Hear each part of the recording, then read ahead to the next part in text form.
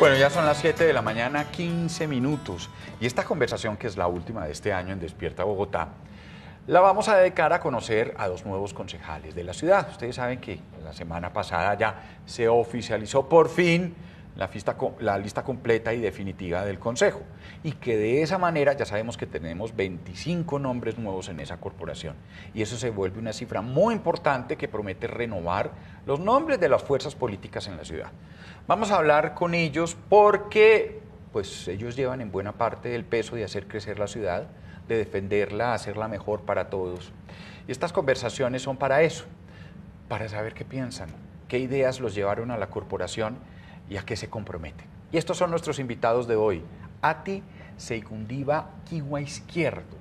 Ella llegó al Consejo por la lista de la Colombia Humana, que se presentó pues, una lista cerrada. Ella es administradora pública, magíster en Gobierno y Políticas Públicas e inició su doctorado en Derecho en la Universidad del Rosario. Es consultora y experta en perspectiva étnica y ha sido concejal de Bogotá, Manolito, por varios periodos, 2004, 2007, 2008, 2011, en ese entonces era... Y en ese entonces... 3 años, ¿no? No. Yo no me acuerdo si se la quitaron. No, eran 4 años. Eran 4 años, sí, señor. Se la quitaron o no por la edad, ¿no es cierto? ¿Cómo fue eso, Ati? Bienvenida. Porque era demasiado joven, ¿sí fue? Sí. Sinamojina azimezare bunsiminchanao nandi atiki wazakinukwani abiri yoabi como nakanekuabani. Bueno, gracias por invitarme a Despierta Bogotá. Yo quiero darles un saludo a los televidentes. Ajá, y a Manuelito y a Despierta Bogotá desde el corazón de la tierra, la Sierra Nevada de Santa Marta. Agradecerle a los bogotanos siempre su voto de confianza para representarlos en el Consejo de Bogotá. Recuerde que a mis 22 años me eligieron y ese era el tema que no me querían dejar posicionar. Ojalá esta vez no se repita esa historia. Sí, porque hubo incluso un momento en el que su curul estuvo demandada por un proceso de doble militancia, pero ya el Consejo Nacional Electoral la da usted como en la lista oficial, ¿no? Sí, yo soy militante del agua, yo vengo de las nieves perpetuas de la Sierra Nevada, de los glaciales, es mi familia, y mi misión es el agua. Acuérdese que dejé el acuerdo del agua, claro. y justo vuelvo en un momento en que termina el plan distrital del agua para refrescar esta ciudad, renovar esos acuerdos vitales, el agua, las semillas nativas, el aire limpio, los suelos vivos, y por supuesto la paz, los derechos humanos, los derechos de la naturaleza, y me siento feliz. Por primera vez el Consejo tiene una bancada de mujeres, 4 mujeres valiosísimas. El Consejo, no, de Colombia, Colombia Humana, claro. Son mujeres, sí. Sí, todas somos mujeres, y así que yo espero que esa fuerza vital femenina también, ¿no? Y ese Consejo renovado nos permita tener el oído más puesto en la gente, más en la tierra, con las comunidades, porque yo creo que hace falta también que el Consejo como corporación escuche a los diferentes sectores, a los estudiantes, a los maestros, a los trabajadores, en fin, ese es un reto importante del nuevo Consejo. Y es la primera vez que son 15 mujeres en el Consejo de Bogotá. Esta sería ya la tercera, el tercer periodo, como ya lo ven. Ella es muy conocida como promotora de derechos humanos y de los derechos de la naturaleza. Se ganó un premio internacional, el Daniel Po, en 2016, y ha sido docente de la Escuela Intercultural de Diplomacia Indígena de la Universidad de Rosario. Diego Andrés Cancino Martínez llegó al Consejo por el Partido Alianza Verde de una importante votación de 35.049 votos. De hecho, fue la segunda votación más importante de todos los concejales de Bogotá. Tercera realmente. Tercera. ¿Quién fue el segundo? Avisambra, por 100 votos. Avisambra. Hay que decirlo. Muchas gracias por esa aclaración. Yo tampoco había. De todas maneras, fue una votación, pero una votación muy alta, exactamente. En el Consejo, digamos, dentro de todos los concejales, en todo el país es una de las votaciones más altas, exactamente. Él estudió filosofía, filósofo en la Universidad Nacional de Colombia, también hizo estudios de maestría en la Facultad de Economía de la Universidad de los Andes, No sé si ya terminó una maestría en política social de la Universidad de los Estoy Andes, terminando o mi está cursando. tesis en la maestría de política pública en los Andes. Ya el director, que es Juan Camilo Cárdenas, el decano de economía, me dijo, bueno, en enero se gradúa o se gradúa, ultimátum. Sí. Entonces estoy clavado. ¿Usted qué prefiere, ser concejal o graduarse? Las dos, eso hay que Entonces toca hacer sacarlas. las dos, Manolito. Entonces toca madrugar y hacer esa tesis que está chévere. ¿De qué la está haciendo?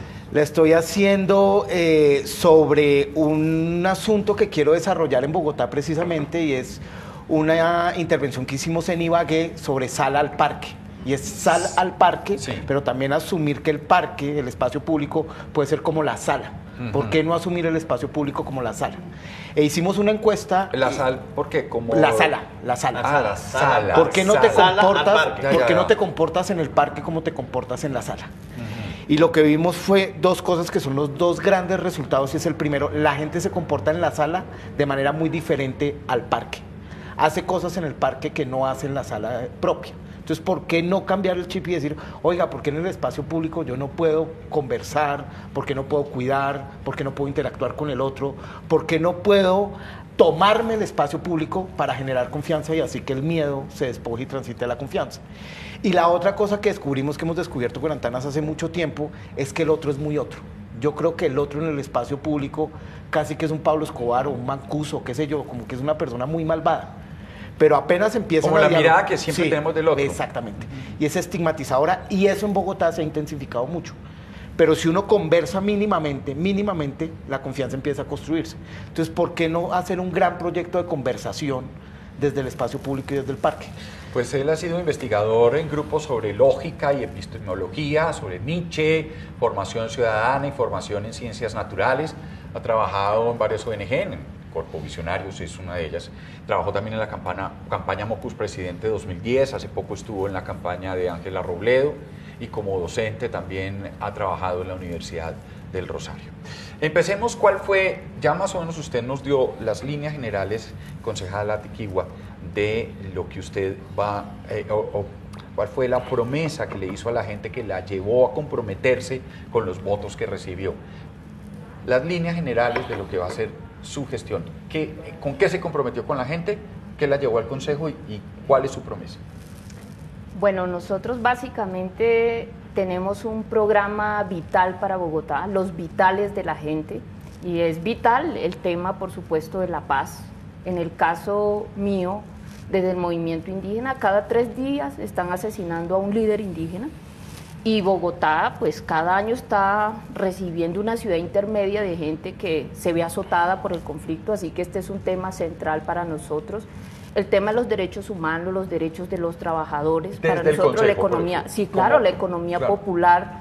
Nosotros vimos que durante el gobierno de Peñalosa, pues el tema, por ejemplo, el empleo, 300.000 nuevos desempleados, el tema de la economía cayó, para nosotros es un tema central. Por contarle una iniciativa, creemos que la ruta de orgánicos en Bogotá, los suelos vivos, es un tema fundamental. Estamos hablando que el 60% de los residuos de Bogotá son orgánicos, que perfectamente podemos transformar los barrios en ecobarrios, generar empleo, solucionar de una vez por todas el tema del relleno Doña Juana, no enviar todos estos residuos. Eso significa superar la segregación socioespacial.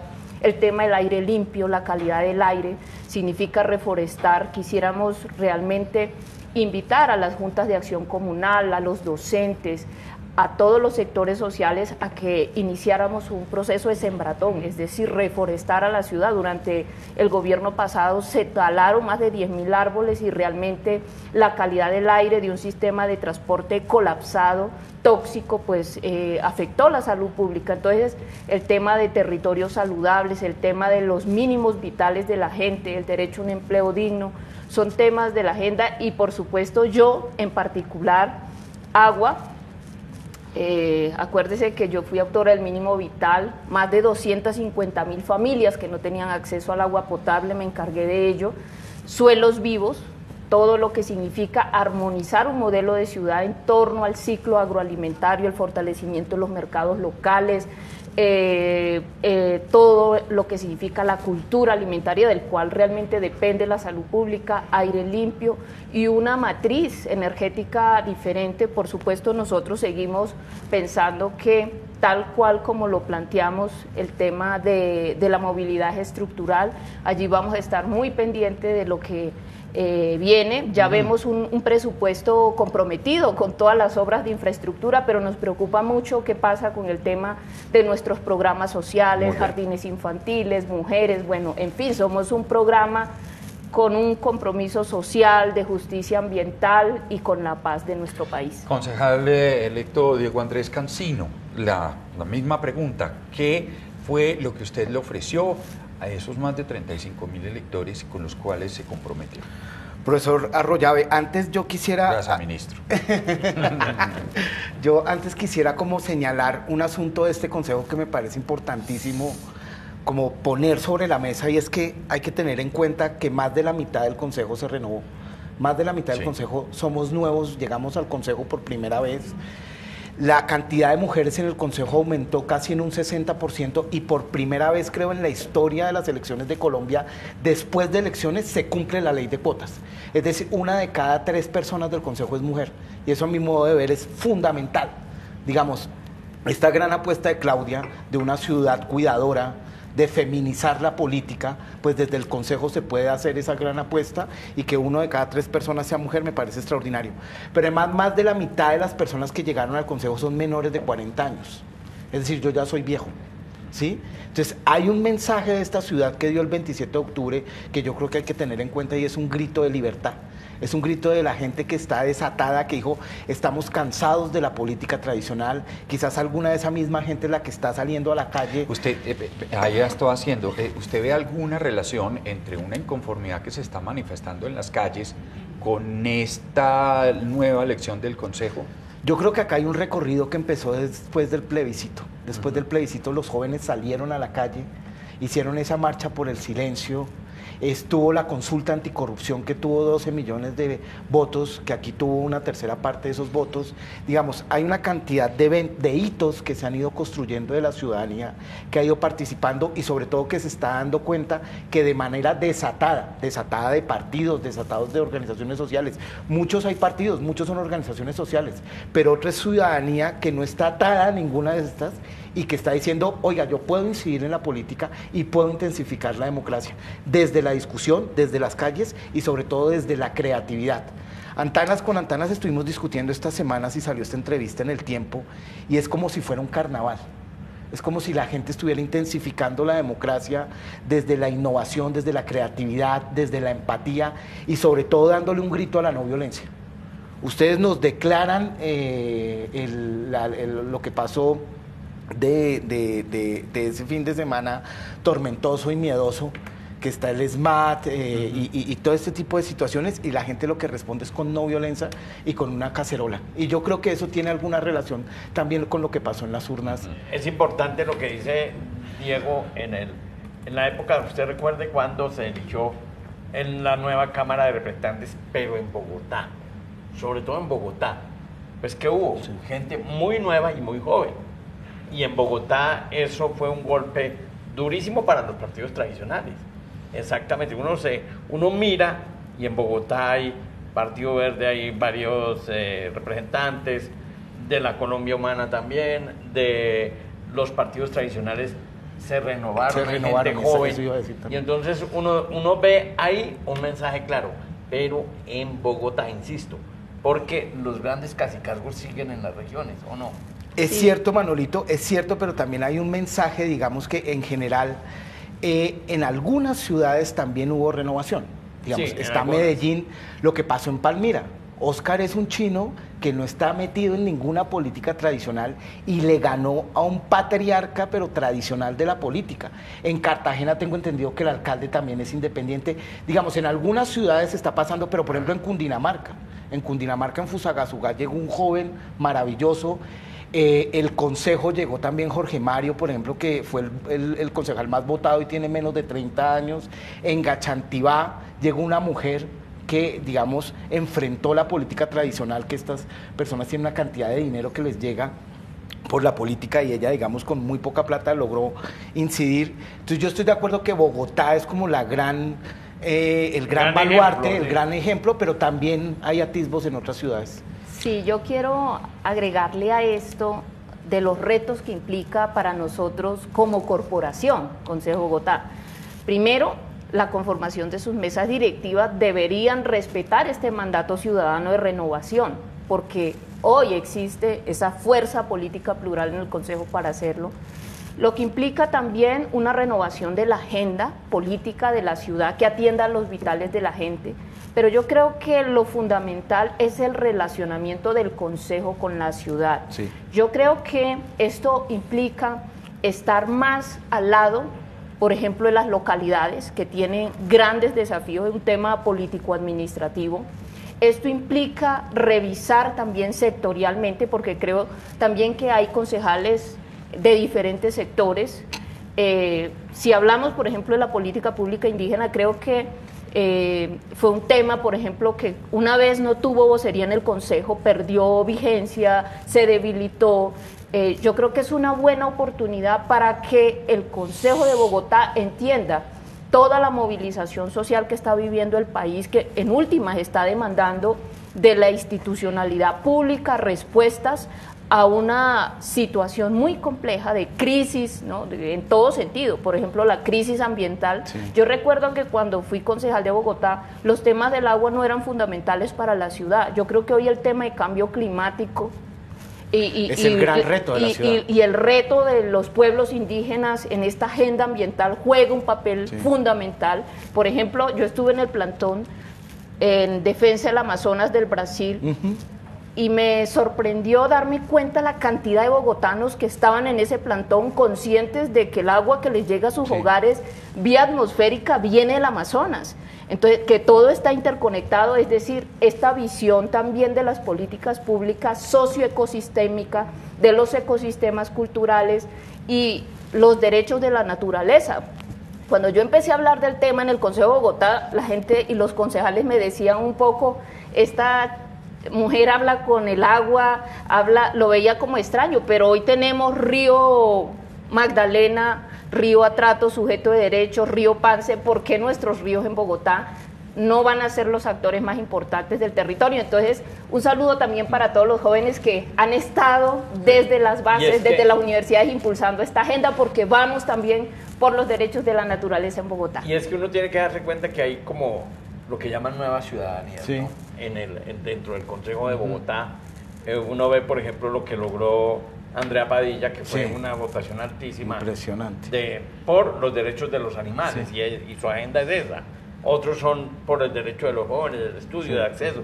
Es decir, aquí hubo una reacción, y en eso estoy de acuerdo, que la gente quiere algo nuevo. Sí. Y en ese sentido a mí me gustaría atar lo que dice Ati con la pregunta que me hacía el profesor Arroyave, y es lo siguiente. Estamos ante la oportunidad de renovar el Consejo en sus prácticas, no solo en su agenda. En su agenda, claro que sí, el cambio climático, digamos, es el gran reto. ¿Cómo vamos a articular esta ciudad alrededor del agua, pero también de los cerros, del tema del aire, pero también en nuestras prácticas? ¿Cómo vamos a hacer las cosas? Es fundamental. Y ahí hay un reto que yo creo que tenemos desde el Consejo, que en campaña fue como la arista fundamental que la vamos a desarrollar, y es, en Bogotá la desconfianza en varios sentidos ha aumentado. Según la encuesta de calidad de vida, la de Bogotá, ¿cómo vamos?, el indicador que más ha desmejorado es el de desconfianza. La confianza institucional ha bajado, la confianza interpersonal ha bajado, y la confianza entre vecinos. Eso es muy delicado, porque ese es el cemento de la sociedad, ese es el cemento de esta ciudad. Nosotros deberíamos asumir esta ciudad como un gran proyecto de acción colectiva, y lo que usted dice es cierto, donde construimos un bien público. Es el cemento. Si yo confío en mis vecinos, tengo un cemento de la zona y nos defendemos. Si yo confío en la empresa en la que trabajo, hago un cemento de pertenencia a ellos. Tal cual. Sí. Y hay un reto que nosotros tenemos, a ti, y yo creo que lo podemos lograr, y es esa desconfianza que genera el Consejo. Y eso no es porque los ciudadanos sean unos degenerados, sino que es que el Consejo no se ha portado bien en muchas cosas. Entonces nosotros desde las prácticas tenemos que cambiar. Y a propósito del mensaje de renovación que se puede dar, por ejemplo, en la mesa directiva, lo que estamos proponiendo y lo que yo estoy proponiendo en esta precandidatura o candidatura es que se generen prácticas que construyan confianza. Un consejo a la calle, a ti. Entonces imagínate un consejo que puede sesionar en la calle mínimo 20 veces, una vez por localidad mínimo, y va a escuchar a la gente y se acerca a la gente e interactúa y reconoce las realidades territoriales. Y es un consejo que sale y escucha y reconoce y construye desde el territorio. Pero también un consejo circular. Nosotros lo que deberíamos hacer, que se puede hacer porque vamos a tener unos recursos para remodelar el consejo, es que esto que existe acá, que es un círculo, se vuelva el consejo. Donde todos nos vemos, donde todos nos reconocemos, donde nadie está por delante de nadie y nadie está por detrás de nadie. Pero además un consejo O sea, en la misma disposición. La disposición la remodelamos y se vuelve un círculo. O sea, van a remodelar el salón que siempre remodelan. Pero esto es interesante. Pero es interesante porque no Es vale interesante. mucha plata, Manolito, y es lo que tenemos que aprender, y a ti me corrige, Esas cosas de son estas interesantes. sesiones de los arhuacos, pero también en Putumayo, y es circular la palabra. Cuando yo estoy en unos círculos, en los talleres que yo hago, cuando está el círculo, pues es la forma democrática de hablar es diferente. Pero además la mesa directiva no está por otro lado, hace parte del círculo. Y nos reconocemos. Y no vale mucha plata. Y además podemos poner disposición. Es más, si nos parece que hay mucha plata, podemos hacer una vaca para remodelar el consejo, un Bueno. 1% de los impuestos. Y la otra, que la agenda del Consejo de Bogotá no la ponga el presidente del consejo o la presidenta, que la ponga la ciudadanía. Nosotros elegimos aleatoriamente a la gente con unas aplicaciones que ya existen. Le decimos, mire, los posibles temas fundamentales de Bogotá son estos. ¿Usted cuál quiere priorizar?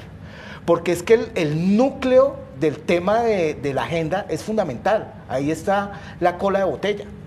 La consulta anticorrupción no ha pasado muchos proyectos de ley porque lo han aplazado, pero la gente sí quiere que se discuta eso. Entonces, ¿por qué no escuchar a la gente para que incidan las decisiones más importantes de esta ciudad? ¿Eso qué genera? Eso genera transparencia, eso genera conversaciones con la ciudadanía y aumenta la confianza hacia la institución.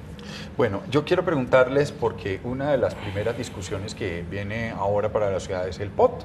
Ustedes saben, bueno, de todas maneras, Manolito, no tenemos ni idea si van a citar a extras o no. Pues la intención es citar a extras, lo que me parece que es absurdo. El propósito, pues muy raro. Eso es absurdo porque es que el Consejo ya toma una decisión. Estamos de acuerdo. Y la decisión es que el POT se hundía.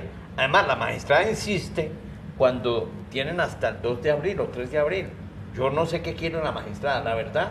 A mí me deja mucha duda la magistrada, porque la magistrada es, digamos, fuerte en unas cosas, pero muy laxa en otras, ¿no? Recuerde usted que ella exigió que el pronunciamiento sobre la Van der Hamen fuera en mayo, y todavía no se ha dado por... Hay un estudio técnico, el todo lo que pronunciamiento quiera, de la CAR. pero la CAR todavía no ha sacado. Entonces, ¿dónde Bueno. está ella ahora? Bueno. Pero ahora sí quiere que el Río Bogotá, faltando 6 meses, entonces se tome la decisión. Y el Consejo, hoy creo que el alcalde dijo que estaba de acuerdo con citar a extras. ¿A qué? ¿A extras de quién? Si el Consejo termina el 21. Bueno, pero el POT es un tema fundamental y les quiero preguntar por su concepto de ciudad en general. ¿Qué les gusta del POT que presentó esta administración, de los mismo POT de la cual la misma alcaldesa electa ha dicho, yo hay cosas que voy a revisar ahí porque hay cosas que me gustan, hay cosas que sí quiero cambiar? A ti. Bueno, fundamentalmente el primer punto que quiero decir es y resaltar la amplia participación ciudadana y la movilización en torno al plan de ordenamiento territorial.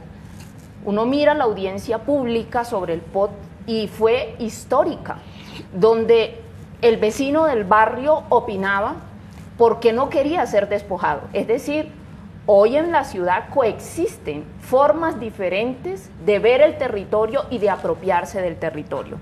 ¿Qué quiere decir esto? Un primer reto que tiene la alcaldesa es respetar las concepciones de ciudad que coexisten. Por ejemplo, si vamos a hablar de Suba y el pueblo muisca de Suba, estamos hablando de un ecosistema cultural. Esa es una reserva cultural importante, no la reserva Tomás Van der Hamen. Incluso esta ciudad tiene una memoria prehispánica. El gran reto será, ¿van a dejar que la gente decida sobre el modelo de ciudad que quiere? Bogotá es una ciudad que creo que cada vez tiene que dialogar más con esos territorios. Entonces, respetar la participación de la decisión no se puede imponer.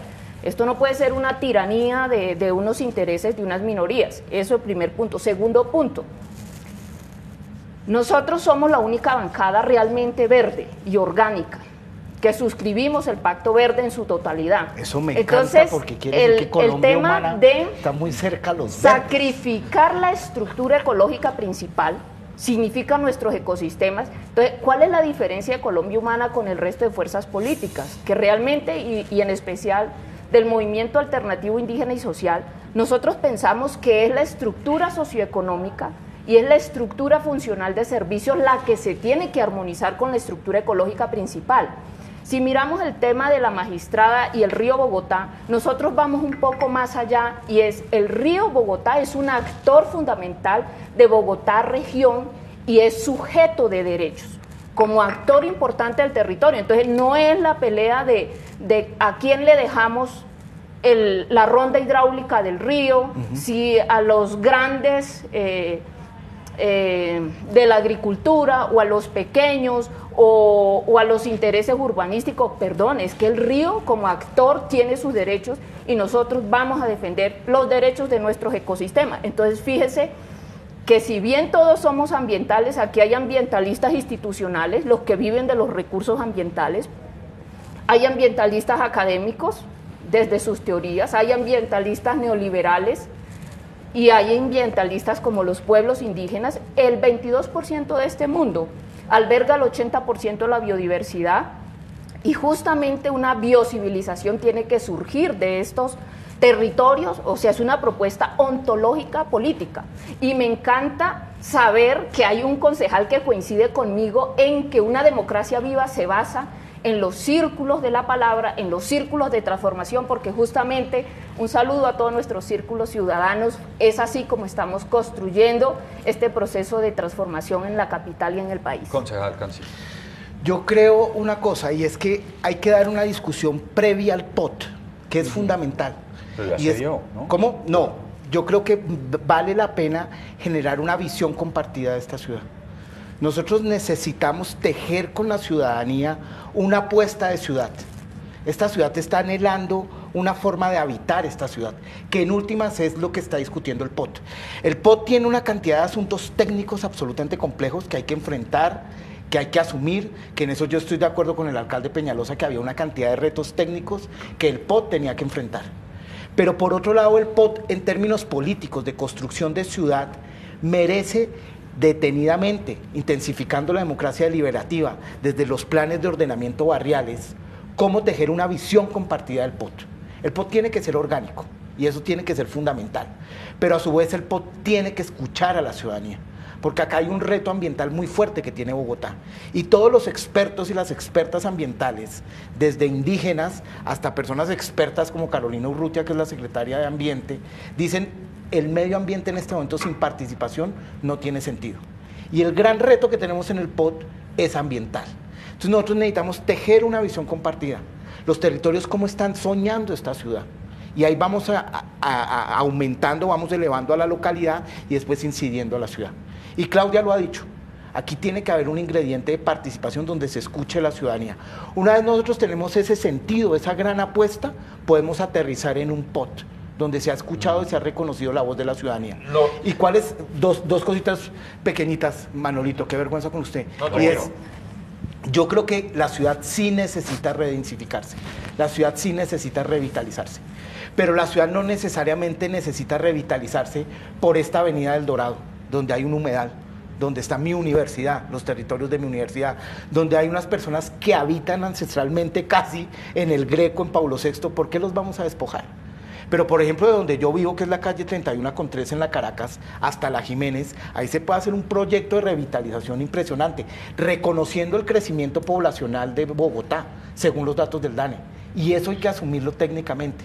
Entonces sí estamos de acuerdo en que hay que revitalizar, pero hay que revitalizar de la mano de la ciudadanía y donde no se despoje a la gente. Aquí yo veo un problema, escuchando a los dos concejales, y es que el objetivo de Claudia no se va a cumplir. El de sacar en el primer año el POT. No, lo digo con respeto. Sí. Por los argumentos, porque es que cuando uno habla, en lo que decía a ti ahora, es que el primero 6 meses vamos a estar en el plan de desarrollo. Sí. Y después viene el POT. O Sí. sea, se va a demorar el POT. Eso sí, descarte lo que se va a sacar. Yo hablaba con Adriana Córdoba, que es la nueva secretaria de Planeación, y ella me decía, nosotros hacemos el esfuerzo, pero razonablemente va a quedar un poco Yo tengo una difícil. posición, Manolito, que es una posición mía. Y es, vístete despacio que vamos de afán. Sí. Si se logra el primer año, formidable, pero es que lo que está en juego, en serio, Es el es futuro la de la visión ciudad. de esta ciudad Sí, en 15 claro. años. Entonces, vístete despacio que vamos de afán. Y escucha a expertos y expertas, nacionales e internacionales. Estuvimos en el Consejo escuchando todos los retos del POT y técnicamente eso es complejísimo. Eso es muy complejo. ¿Sí? Pero entonces hay que hacerlo muy bien con expertos y expertas, pero la ciudadanía también puede aportar. Pero empezar de Sí. cero o No, aprovechar. no, hay que construir sobre lo construido, digamos. Sí, O sea, usted no puede, digamos, Yo- borrón y cuenta nueva, no se puede. Yo quiero anotar que los círculos ciudadanos o los círculos de la palabra justamente buscan una visión compartida. Entonces, encontrar la visión, por ejemplo, en el caso de Colombia Humana, UP Maíz, que es nuestra coalición, es un modelo de ciudad que se ordena en torno a el ciclo del agua, a los suelos vivos, Sí, muy al bien. aire limpio, que tiene como pilar la paz, los derechos humanos, los derechos de la naturaleza. Es una responsabilidad que trasciende, digamos, una contienda electoral y tiene que ver con sentidos de habitar, entender este momento de historia. Toda América Latina está movilizada. Por ejemplo, Chile, que era un referente en materia de seguridad social, colapsó. Ese no es el referente hoy. La crisis del neoliberalismo, las políticas públicas realmente necesitan nuevas fuentes de legitimación del conocimiento. Y yo quiero decir algo. Nosotros cuando hablamos de urbanismo vital, no necesariamente estamos apelando, pues, a los expertos que van a Harvard y vienen a hacer barbaridades en Colombia, sino también estamos apelando ¿Me puedo robar eso? ¿Me puedo robar? a unas... barbaridades. Eso estuvo que te... estamos apelando a que necesitamos un modelo de ciudad que responda a nuestros ecosistemas culturales, a nuestros ecosistemas ecológicos. Bogotá está inserto en el ecosistema andino. Entonces me sorprendió y fue lo que quise decir en la inducción del consejo. Oiga, vuelvo y sigue siendo centralista, virreinal, patriarcal, y todavía no superamos la violencia cognitiva. Entonces, qué bueno también que podamos nosotros partir de unas reflexiones de cara a la crisis que tenemos, reconociendo también todo ese potencial endémico. Así que la acupuntura urbana, sanar el territorio, sanar el saber, sanar el poder y sanar el ser, es parte también de una apuesta de descolonización. Creo que necesitamos una red de ciudades urbanas y también territorios rurales que respondan a nuestros ecosistemas geográficos, culturales, y yo creo que como América Latina tenemos que pensarnos como región también. Sí. Entonces aquí viene la agenda del buen vivir, que tiene una crítica profunda al discurso del desarrollo y que empieza a valorar la construcción colectiva desde los territorios y desde los saberes también locales. Un saludo para todos los campesinos, para todo el movimiento social de mujeres. Y fíjese, a propósito de mujeres, que somos bien diversas. En el caso de las mujeres en la política, por ejemplo, la voz de la tierra yo creo que está cada vez más cerca a la Amazonía, a la Sierra Nevada, al Orinoquí, al Chocó. Saludo a Francia Márquez, porque es de allí donde veo una apuesta fundamental de que la inteligencia humana coopere con la inteligencia de la naturaleza, para que las soluciones vengan desde esta responsabilidad de cuidar la vida. Bueno. Hay una cosa escuchando a ti que, digamos, hay que reconocer, y es, yo en Putumayo, en algún momento, discutiendo los planes de desarrollo con enfoque territorial, los PEDETs, en La Hormiga, Putumayo, un abuelo indígena se levanta y me dice, eso tiene relación con el POT, pero yo básicamente no entiendo qué es eso del POT. No entiendo nada del POT. Y yo, pero este señor, ¿cómo no va a entender? ¿Sí? Y me dice, es que yo no entiendo por qué tenemos que ordenar el territorio, si el territorio ya está ordenado. O sea, ¿a quién se le ocurre ordenar el territorio si el territorio ya está ordenado? Lo que tiene que hacer el ser humano es reconocer ese orden que está en el territorio y aprovecharlo sin violentar, sin interrumpir, pero ya está ordenado el territorio. A mí me parece que ese tiro es muy bueno porque cambia el chip. hace un giro copernicano, porque lo que uno quiere es, desde la racionalidad de uno, incrustarlo en el territorio y en la naturaleza. No, lo que usted tiene que hacer es reconocer lo que existe en la naturaleza y aprovecharlo de tal manera que no agreda. Esa es una cosa que me parece fundamental. Y a propósito de la apuesta de mujeres y de los derechos de las mujeres, pues yo creo que puede haber una oportunidad gigante que también lo ha planteado la alcaldesa Claudia, y es incluir el enfoque de género en el plan de ordenamiento territorial. Y eso sería una maravilla. ¿Cómo se hace eso? Hay una cosa que se llama el sistema distrital de cuidados. Las mujeres en esta ciudad, Manolito, le ponen más o menos 18 puntos del PIB. Eso más o menos son 15 billones de pesos anuales. Es decir, las mujeres hacen protesta 2 días, no planchan, no lavan ropa, no cambian pañales, digamos, no lavan baños, no cocinan, no cuidan niños, no cuidan abuelos, y esta ciudad colapsa. Y eso nosotros ni lo reconocemos simbólicamente. ¿Se refiere a las mujeres del cuidado personal? Pues las que se dedican las que hacen trabajo doméstico no remunerado. Eso es. Trabajo doméstico no remunerado. A la economía del cuidado. En la economía del cuidado, Muy exactamente. bien. Esas mujeres que se dedican a la economía del cuidado, dice usted, hacen una protesta y se se cae colapsa la sociedad. Colapsa la ciudad. Y entonces eso nadie lo reconoce ni económicamente, ni simbólicamente, ni políticamente, porque como es mujer, le tocó así. No, señores, el cuidado no es de las mujeres, el cuidado es un derecho, y como derecho lo tiene que garantizar el Estado. Y eso cambia una cantidad de roles de género, una cantidad de perspectivas que uno tiene sobre las mujeres. Y entonces ahora usted territorializa el cuidado. El cuidado en Usme rural es muy diferente a Suba de Lindaraja, o de Usaquén, en Lijacá o en el Codito. Entonces usted territorializa el cuidado, hace un sistema distrital de cuidados que reconoce las diferentes prácticas de cuidado en el territorio y en la ciudad, y genera una apuesta territorial, económica, política y simbólica para que eso se vaya transformando y que los hombres también cuidemos un poquito. Que planchemos, que lavemos los baños. Yo planchar no, pero aprendemos, Manolito. Pero aprendemos. Yo no voy a aprender. No, yo no le daría nada, pues yo personalmente, pero eso es No, problema mío. Yo confío. No, yo no, tú confías. Ya usted. Yo no le haría una camisa para que la planche este señor. Sí. Pero bueno, no a ti, pero bueno. Sí, bueno, pero yo pienso que tenemos además la participación de las mujeres en el sector económico y sobre todo la economía informal es muy importante. Y el derecho al espacio público, que creo que es el gran tema, ¿no? Sobre todo el espacio público verde. Mira, a mí de las cosas que me parecen absurdos, si te encuentran sembrando árboles, Manolito, te cae la policía.